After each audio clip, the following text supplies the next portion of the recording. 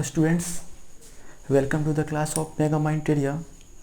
In this lecture we will see the first chapter of class 11 physics, that is physical world. इस lecture में हम लोग class 11 के सबसे पहला चैप्टर फिजिकल वर्ल्ड का स्टडी करेंगे। देखो ये बच्चों, ये जो चैप्टर है फिजिकल वर्ल्ड, ये तो हमारे उन बच्चों के लिए ज़्यादा इंपॉर्टेंट है जो बच्चे क्लास 10 से प्रमोट करके 11th में आए हैं, क्योंकि इस चैप्टर से कुछ खास क्वेश्चन नहीं बन पाते हैं। कम्पिटेटिव एग्जाम जैसे कि नीट, IIT, इन सभी एग्ज़ाम के लिए कुछ विशेष क्वेश्चन नहीं बन पाते हैं, कोई न्यूमेरिकल्स प्रॉब्लम भी नहीं बन पाता है। तो इस चैप्टर जो है, ये जो चैप्टर है फिजिकल वर्ल्ड, वो उन बच्चों के लिए इंपॉर्टेंट नहीं है जो कम्पिटेटिव की तैयारी करना चाहते हैं। ये उन बच्चों के लिए है जो अभी क्लास 11th में है, और ये बेसिक सा चैप्टर है, क्योंकि इस चैप्टर में हमको ये बताया जाता है कि हाँ, हमको पूरे फिजिक्स में स्टडी क्या करना है, फिजिक्स की एक्साइटमेंट फिजिक्स में क्या है, स्कोप क्या है, फिजिक्स में एक्चुअली अटैम्प्ट क्या होनी चाहिए हमारा स्टडी करने का, ये सारी चीज़ जो है हमारा इस चैप्टर में बताया जाता है। तो ये चैप्टर में देखते हैं फिजिकल वर्ल्ड क्या होता है। तो देखिए, फिजिकल वर्ल्ड नाम से ही पता है, हमारे आसपास का जो वर्ल्ड है जिसमें हम बहुत सारे एक्टिविटीज़, बहुत सारे फिनोमेना को डेली लाइफ में पर डे अनुभव करते हैं, देखते हैं, उसको फील करते हैं, अपनी आंखों से देखते हैं। बहुत सारे फिनोमेना जैसे कि सूर्योदय का होना, सन का ईस्ट की डायरेक्शन में निकलना, और वर्षा के बिंदुओं का गोलाकार हो जाना, रात में आकाश में तारे का टिमटिमाना, वाटर का हाई लेवल से लो लेवल की तरफ मूव करना, फ्लो करना, या किसी वस्तु को जब हम ऊपर फेंकते हैं तो वो अर्थ सरफेस पे वापस आ जाता है। These all types of phenomena, ये सारे तमाम घटनाएं जो हैं बच्चों, वो हमारे जो नेचर में हो रहे हैं, डैट इज फिजिकल वर्ल्ड। यही क्या है, फिजिकल वर्ल्ड है, जो हमारे नेचर में तमाम तरह की घटनाएं होती हैं जो कहीं ना कहीं फिजिक्स से रिलेटेड है। ये सारी घटनाएं का स्टडी हम लोग इस चैप्टर में करेंगे। इतना ही नहीं, इसके अलावा हमारे पास बहुत सारे ऐसे फिनोमेना है जिसका स्टडी फिजिक्स हमें कराता है, जिसको हम लोग आगे डिस्कस भी करेंगे। तो देखते हैं सबसे पहले फिजिकल वर्ल्ड में फिजिक्स क्या होता है। फिजिक्स क्या होता है पहले इसको देख लेते हैं। फिजिक्स क्या है? It is basically study of nature and natural phenomena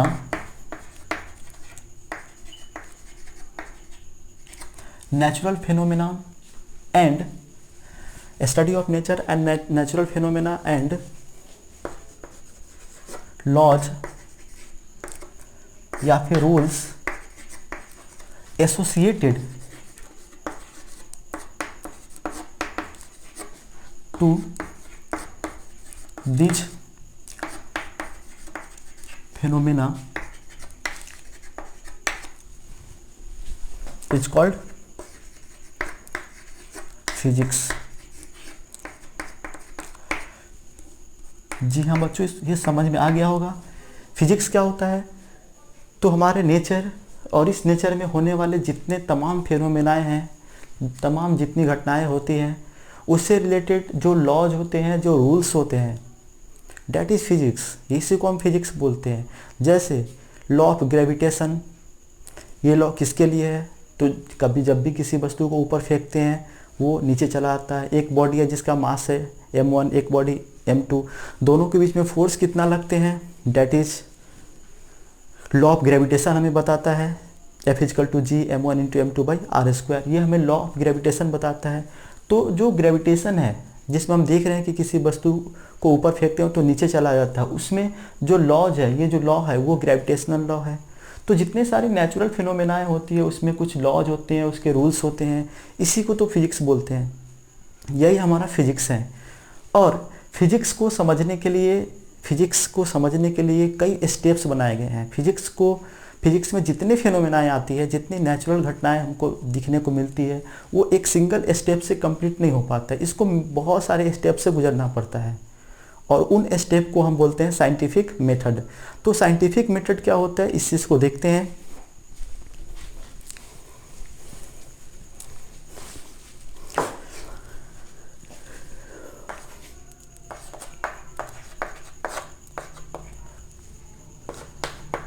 scientific method, इस चीज़ को देख लेते हैं पहले। साइंटिफिक मेथड क्या होता है? तो ये हमारा एक अटैम्प्ट होता है, किसी भी नेचुरल फिनोमेना को समझने के लिए एक सिस्टमैटिक अटैम्प्ट होता है to understand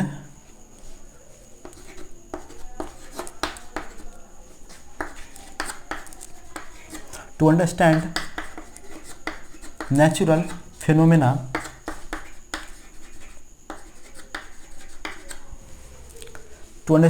phenomena scientific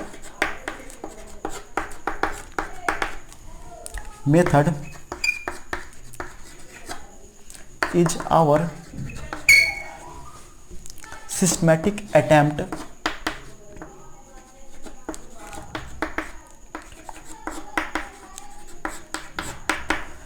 to understand natural phenomena scientific method is our systematic attempt, या किसी भी नेचुरल फिनोमेना को समझने के लिए जो साइंटिफिक मेथड होता है यह हमारा एक सिस्टमैटिक अटैम्प्ट होता है। और ये अटैम्प्ट कैसा होता है? तो ये अटैम्प्ट जो होता है वो हम लोग बेसिक सा देखते हैं, फिनोमेना को देखते हैं और उसको फाइनल, उसको जब तक वेरीफाई तक होने वाले ये अटैम्प्ट होता है। जैसे इस सिस्टमैटिक अटैम्प्ट में इसको जितना डिटेल में हो सकते हैं हम लोग इसका स्टडी करते हैं। अटैम्प्ट में जो पहला आता है बच्चों वो है ऑब्जर्वेशन। इस चीज़ को देखेंगे, मतलब अवलोकन करना,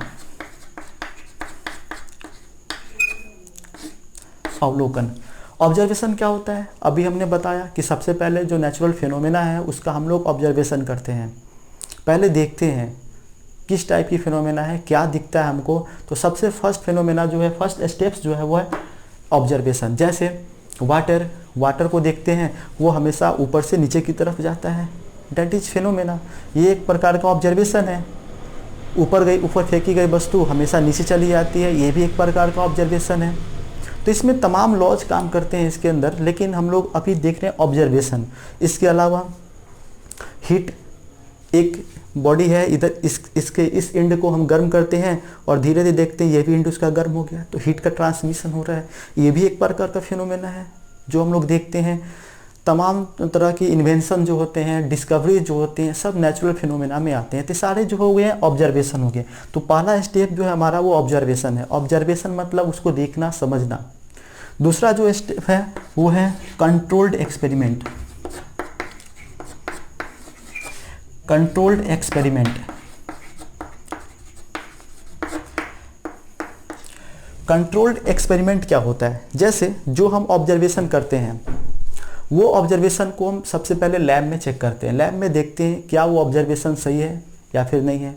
इसी को बोलते हैं कंट्रोल्ड एक्सपेरिमेंट। जैसे कि अगर हम ये देखते हैं कि वाटर जो है वो ऊपर से नीचे आता है, तो इसका स्टडी हम लोग क्या करते हैं, लैब में करते हैं। लैब में एक सेटअप तैयार करते हैं, वाटर को रखते हैं और वाटर को देखते हैं, जैसे वाटर को रखें ये नीचे चला आया। तो जो भी फिनोमेना हम देखते हैं नेचर में, उस चीज़ को लैब में करके देखना, लैब में चेक करके देखना ही कहलाता है कंट्रोल एक्सपेरिमेंट। लैब में हम कंट्रोल एक्सपेरिमेंट में उस फिनोमेना को लैब में स्टडी करते हैं। लैब में ये चेक करते हैं कि हाँ इस एंड को गर्म करते हैं तो क्या इधर वाला जो एंड है वो गर्म होता है नहीं। ये सारी चीज़ें को हम लैब में देखते हैं, डेट इज कंट्रोल्ड एक्सपेरिमेंट। यानी कह सकते हैं जो भी ऑब्जर्वेशन हमने किया है उसको वेरीफाई करना लैब के अंदर, उसी को बोलेंगे कंट्रोल्ड एक्सपेरिमेंट। इसके बाद आता है तीसरा नंबर जो पॉइंट है वो है एनालिसिस। एनालिसिस, अब एनालिसिस क्या होता है? एनालिसिस के अंदर दो चीज़ देखेंगे हम लोग। वन इज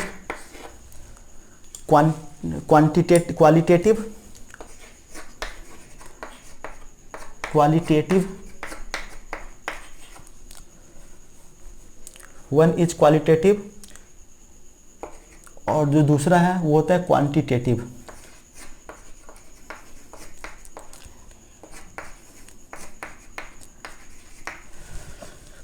क्वालिटेटिव क्या है?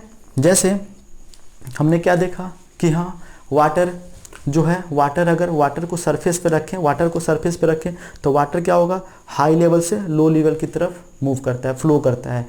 यानी जिधर वाटर की जिधर सरफेस की ढलान होती है, जिधर सरफेस इंक्लाइंड होता है, वाटर उधर चला जाता है, फ्लो करने लगता है। तो दैट इज़ क्वालिटेटिव। ये उसकी क्वालिटी है वाटर की, कि वाटर हमेशा हाई लेवल से लो लेवल की तरफ जाता है। हम ये एक्सक्यूज नहीं दे पाएंगे। जैसे हम लोग को ये पता है कि वाटर जो होता है, जनरली जानते हैं कि जो नदी होती है, नदी में जो वाटर होते हैं वो वेस्ट से ईस्ट की तरफ जाता है।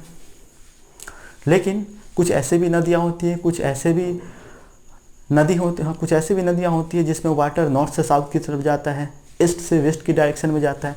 तो अलग अलग जगहों पे हमारे थॉट डिफरेंट हो जाएंगे, हम कुछ और बताएंगे, आप कुछ और बताइए।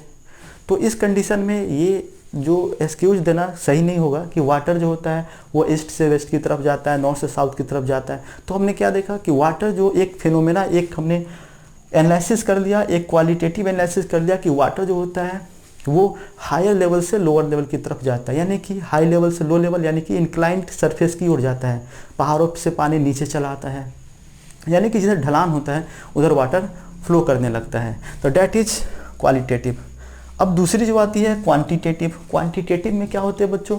क्वांटिटेटिव में जैसे हमने ये बताया कि अगर हमारा सरफेस ऐसा है और यहाँ पे हमने वाटर को रखा, तो वाटर को यहाँ तक आने में सपोज करें 10 सेकेंड लगा। हमने सरफेस को ऐसे कर दिया। अब देखते हैं वाटर यहाँ पर 5 सेकेंड के अंदर आ गया। यहाँ से सरफेस को ऐसे कर दी, सारे वाटर 1 सेकेंड में नीचे चला है। तो हमने क्या किया, क्वांटिटी बार बार चेंज कर रहे हैं, डेट इज एंगल। ये जो एंगल है वो इंक्रीज कर रहे हैं। तो यहाँ पे क्वांटिटी को हम चेंज कर रहे हैं और क्वांटिटी को चेंज करने से हमारा समय, वाटर जो टाइम ले रहा है वो समय भी कम लग रहा है। तो यहाँ पे हम क्वांटिटी को डिस्कस कर रहे हैं कि हाँ वाटर कितने समय में, जब एंगल को बढ़ाते हैं तो बहुत जल्द चला आते हैं, यानी बहुत कम समय में वाटर नीचे फ्लो कर जाता है। तो ये जो हो गई क्वांटिटेटिव हो गई। क्वांटिटेटिव का मतलब होता है अगर हम एक वैल्यू को चेंज करें, सपोज करें हमारे पास एक बॉडी है जिसका मास 2 kg है, हमने फोर्स 10 लगाया, सर्टेन डिस्प्लेसमेंट उसके अंदर आ गया। हमने उसी मास पर 20 न्यूटन का फोर्स लगाया, वही 2 kg के मास उस पर 20 न्यूटन का फोर्स लगाते हैं। अब डिस्प्लेसमेंट उसमें ज़्यादा आएगा, तो हम क्या कर रहे हैं, बार बार उसमें फोर्स की वैल्यू को इंक्रीज कर रहे हैं और देख रहे हैं कि उसमें डिस्प्लेसमेंट बार बार ज़्यादा आ रहा है। फोर्स की वैल्यू को कम करेंगे तो डिस्प्लेसमेंट कम होगा। तो एक क्वांटिटी को चेंज करने से दूसरी क्वांटिटी पे फर्क पड़ता है, डेट इज क्वांटिटेटिव एनालिसिस। इसी को बोलते हैं क्वांटिटेटिव एनालिसिस। अब जो चौथी पॉइंट हमारी बनती है, ये है हमारे पास मैथमेटिकल मॉडलिंग।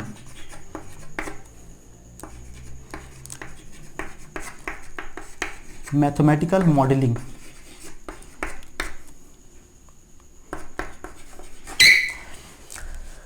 मैथमेटिकल मॉडलिंग क्या होता है, इस चीज़ को ज़रा गौर करें इस पर।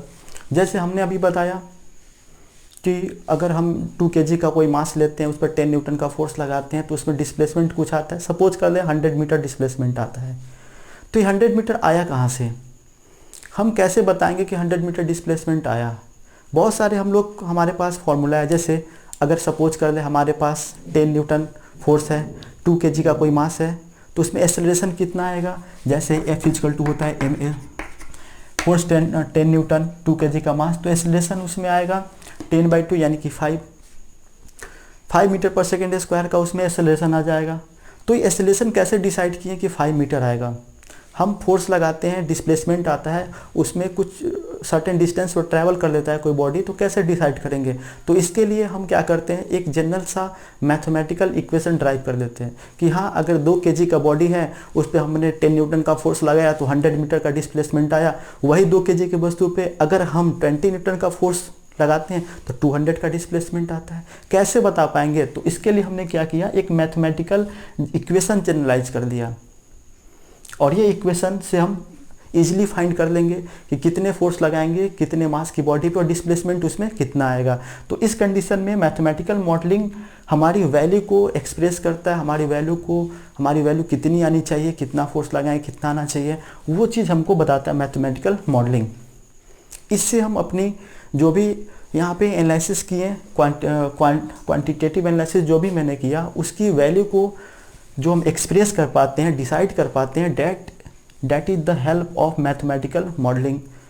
तमाम तरह के हमारे पास इक्वेशंस हैं। ग्रेविटेशन लॉ का इक्वेशन है F equal to G m1 into m2/r²।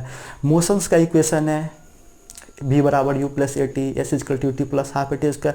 बहुत सारे फोर्स का इक्वेशन है F equal to mass into acceleration. बहुत सारे इक्वेशन है। ये इक्वेशन जो है वो हमें वैल्यू को डिसाइड करवाता है कि वैल्यू कितनी आनी चाहिए, कि कौन सी वैल्यू कितने रखें, और उस वैल्यू से रिलेटेड हमारा आंसर क्या होगा वो मैथमेटिकल मॉडलिंग हमें बताता है। जो नेक्स्ट इसका स्टेप्स हैं वो है प्रिडिक्शन। प्रिडिक्शन प्रिडिक्शन में भी दो टाइप की मिल जाएंगे हमको। एक तो हो जाएगा बच्चों वेरिफिकेशन, और दूसरा जो हो जाएगा वो है फॉल्सिफिकेशन।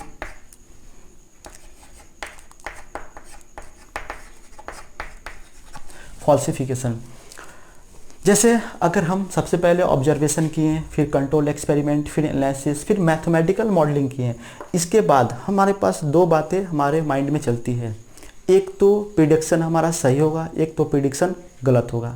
जैसे सपोज करें एक बुलेट है जिसका मास 200 ग्राम है, और उसको हम किसी गन से फायर करते हैं, और हमें पता है कि 100 मीटर दूरी पर एक बॉडी है, एक वस्तु है कोई, या फिर कोई पर्सन है, उस पर वो 2 सेकंड के बाद हिट करेगा। ठीक है, हमने क्या किया, इस सारे चीज़ों को मैथमेटिकल मॉडलिंग में रख के देखा। हमने क्या देखा कि 200 ग्राम का एक बुलेट है, यहाँ से 100 मीटर दूर एक पर्सन है जहाँ उसे 2 सेकंड में हिट करना है उस बुलेट को। लेकिन अगर मैथमेटिकल मॉडलिंग से हम ये वैल्यू निकालते हैं और ये देख पाते हैं कि हाँ वो जो बुलेट है वो 2 सेकंड में अगर हिट करता है, तो हमारा जो प्रिडिक्शन है वो वेरीफाइड हो गया, करेक्ट हो गया। अगर वो 2 सेकंड में हिट नहीं किया तो वहाँ पे हम कह सकते हैं कि हमारी जो प्रिडिक्शन है वो फॉल्सिफाइड है, यानी कि फॉल्सिफिकेशन उसमें है। यानी कि वो अगर 2 सेकंड में हिट कर गया तो वेरीफाइड, नहीं किया तो फॉल्सिफाइड। अब 2 सेकंड में हिट कर रहा है वो कौन हमें बताता है, तो मैथमेटिकल मॉडलिंग बताता है कि 2 सेकंड के बाद एग्जैक्टली वो हिट करेगा। कर दिया तो वेरीफाइड, नहीं किया तो फॉल्सिफाइड। अगर फॉल्सिफाइड हो गया तो फिर हम अपने स्टेप्स को फिर यहाँ पर लेके चले आते हैं, ऑब्जर्वेशन से स्टार्ट कर देते हैं। तो ये हमारे पास एक स्टेप्स होता है जिससे हम ये डिसाइड करते हैं कि हाँ साइंटिफिक मेथड के अंदर एक फिनोमेना को पूर्ण रूप से कंप्लीटली एक्सप्रेस करने के लिए हमें कितने स्टेप्स से गुजरना पड़ता है, कितने स्टेप्स को समझना पड़ता है। तो अभी हमने देखा scientific method used in physics, कैसे हम साइंटिफिक मेथड का यूज करके जो फिजिकल जो फिनोमेना होती है, नेचुरल फिनोमेना होती है, उसका स्टडी करते हैं। अब हम देखते हैं जो फिजिक्स में स्पेशल जो प्रिंसिपल थ्रस्ट होते हैं, प्रिंसिपल थ्रस्ट इन फिजिक्स वो क्या होता है, इसको देख लेते हैं।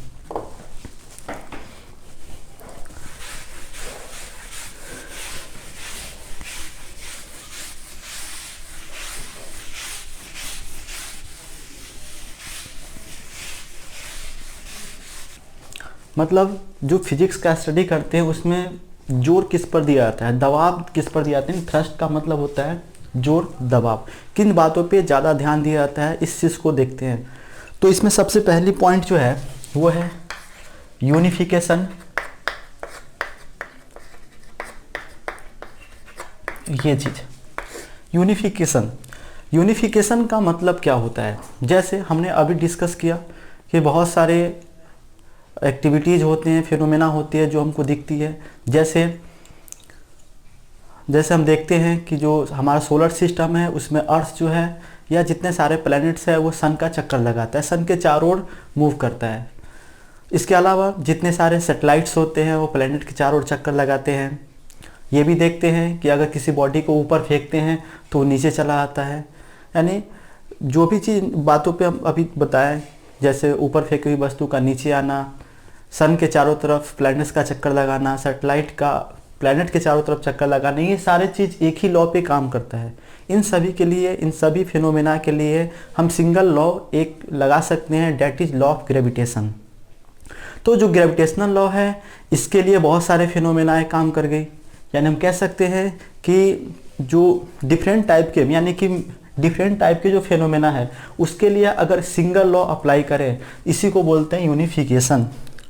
यानी to understand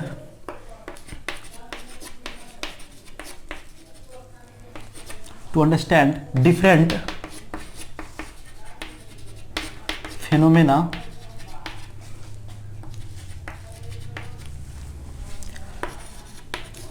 by a single, इसको by few laws is called unification.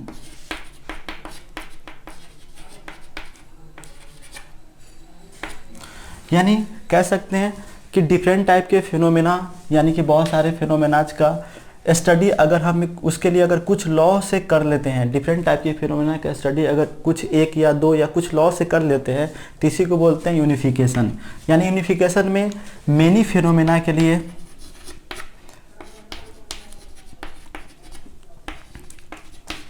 Single law काम करता है। जैसे ग्रेविटेशनल लॉ, ये जो लॉ है इसके बहुत सारे फिनोमेना इसके लिए काम कर गए हैं। जैसे एक तो फिनोमेना ये हो गया कि मूविंग ऑफ प्लैनेट्स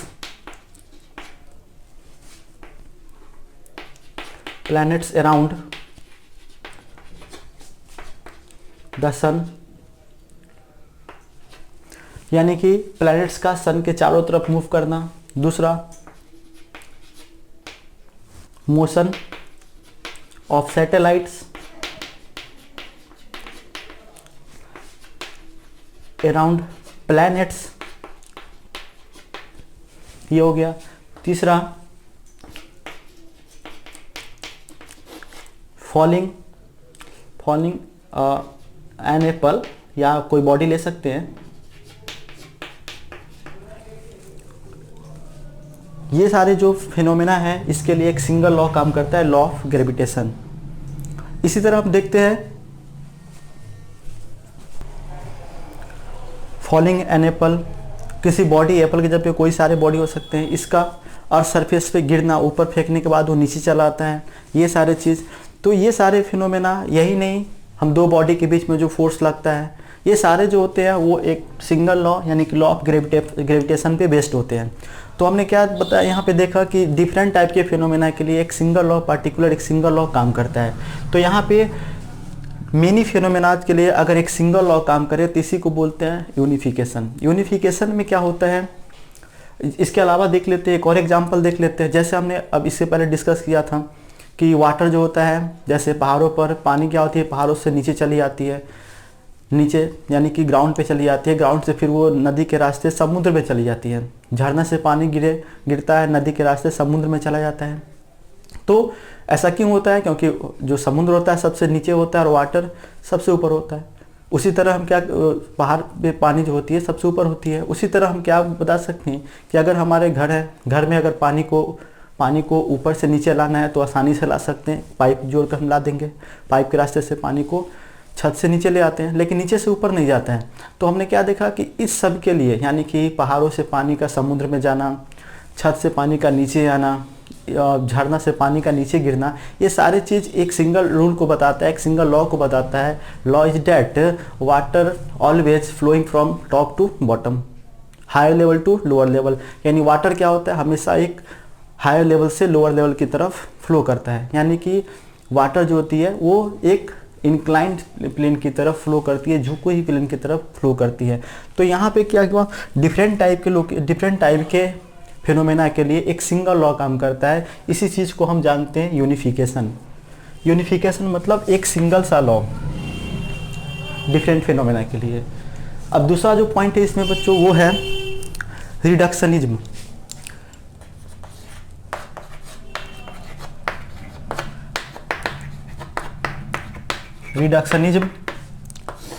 ये रिडक्शनिज्म क्या होता है, रिडक्शनिज्म जो होता है वो देखो बच्चों यहाँ पे ये बना हुआ है रिड्यूस से। इसका मतलब क्या है, एक बहुत ही कॉम्प्लिकेटेड, बहुत ही लार्ज या बिगर सिस्टम को अगर छोटे छोटे पार्ट्स में स्टडी करें तो इसी को बोलते हैं रिडक्शनिज्म। मैं इसको लिख देता हूँ पहले, जैसे टू स्टडी अ लार्ज या फिर bigger system into a small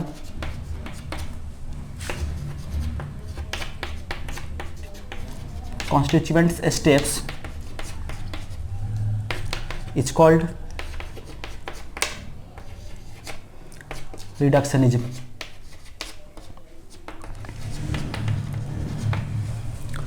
यानी एक लार्ज या बिगर सिस्टम को बिगर सिस्टम को छोटे छोटे कॉन्स्टिट्यूएंट स्टेप्स में स्टडी करना ही कहलाता है रिडक्शनिज्म। इसी को बोलते हैं बच्चों रिडक्शनिज्म। यहाँ देखें इसको, इसी चीज़ को बोलते हैं रिडक्शनिज्म। जैसे हमारे आसपास बहुत सारी फिनोमेना होती है जिसमें सिंगल एक रूल लॉ काम नहीं करता है, उसमें बहुत सारे लॉ काम करते हैं।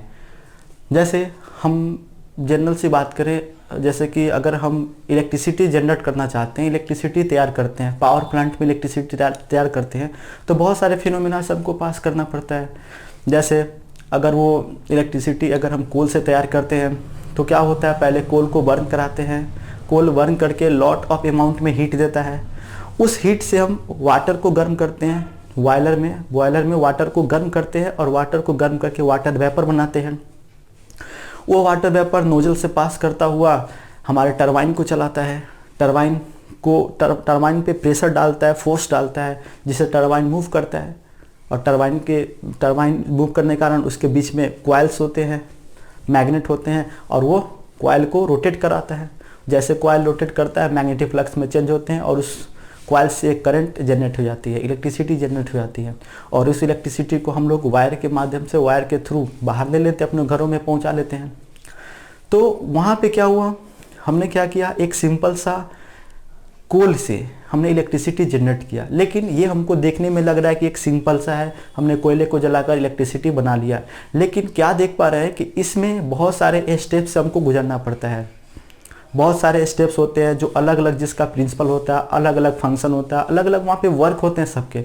और इन सब के वजह से हमारा एक पूरी कॉम्प्लेक्स सर्किट जो होती है, कॉम्प्लेक्स सिस्टम जो होता है, वो छोटे छोटे पार्ट्स में, छोटे छोटे स्टेप्स में, कंस्टिट्यूएंट स्टेप्स में बढ़ जाता है और हमारी एक पूरी की पूरी सिस्टम तैयार हो जाती है। That is called reductionism. इसी को बोलते हैं रिडक्शनिज्म। मतलब एक लार्ज सर्किट को, लार्ज कॉम्प्लिकेटेड सिस्टम को स्मॉल पार्ट्स में स्टडी करना ही कहलाता है रिडक्शनिज्म।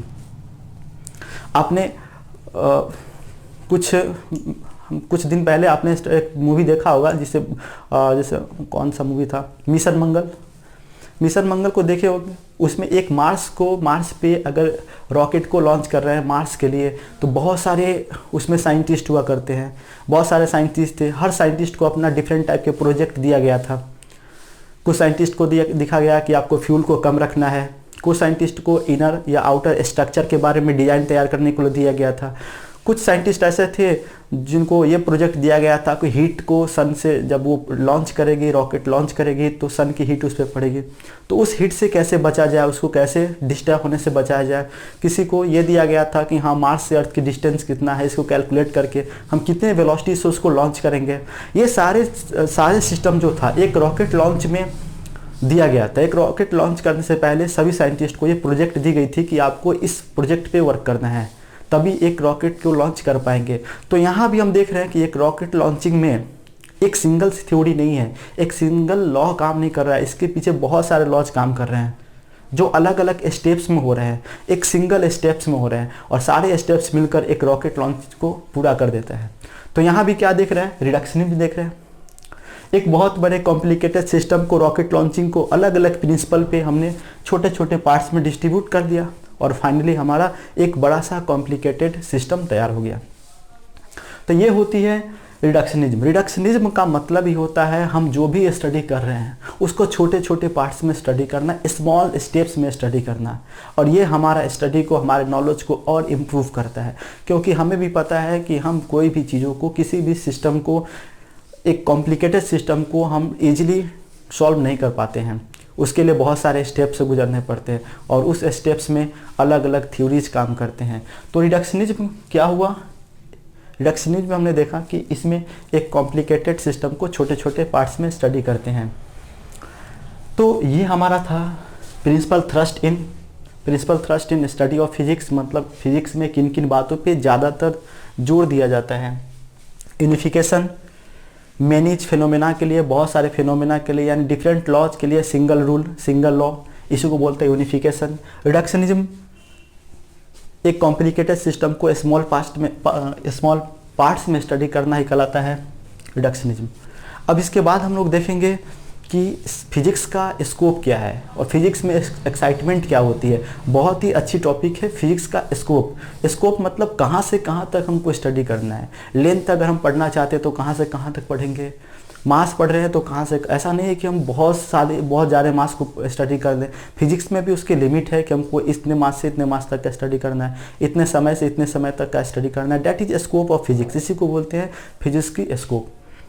एक्साइटमेंट को हम आगे और अच्छे तरीके से डिस्कस करेंगे। तो आगे की टॉपिक के लिए हम फिर मिलते हैं आपसे नेक्स्ट वीडियो में। Thank you.